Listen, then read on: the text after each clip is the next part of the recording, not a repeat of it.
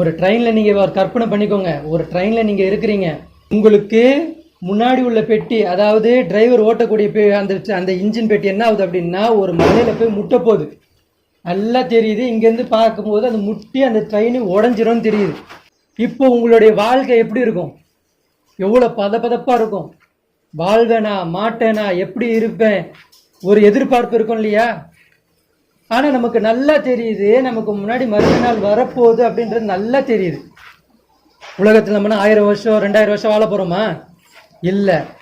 நல்லா தெரியுது, மறுமை நாள் வருதுன்னு தெரியுது. 5 நிமிஷம் பின்னாடி ரிவர்ஸ் கடந்து போய் உட்கார முடியுமா? அதுவும் முடியாது.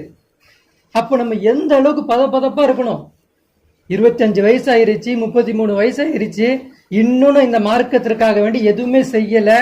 இந்த வண்டி ஒரு இடத்துல முட்டி இடிஞ்சு விழப்போகுது, நான் சாக தான் போகிறேன். அங்கே ஒருத்தர் நம்மளை எழுப்பி கேள்வி கேட்பான், என்ன செய்வேன் என்ன செஞ்சேன்னு சொல்ல முடியாதுன்னு சொல்லிட்டு எந்த ஒரு நினைப்பாது நமக்கு வருதா? எந்த நினைப்பும் இல்லாமல் சுகபோகமான வாழ்க்கையை வாழ்ந்துக்கிட்டு இருக்கோம். அல்லாஹ் குர்ஆன்ல பல இடங்கள்ல சொல்றான், இக்தரபத்தி மறுமை நாள் உங்களுக்கு மிக அருகாமையில் இருக்கின்றான், மிக நெருக்கத்தில் இருக்கின்றான்.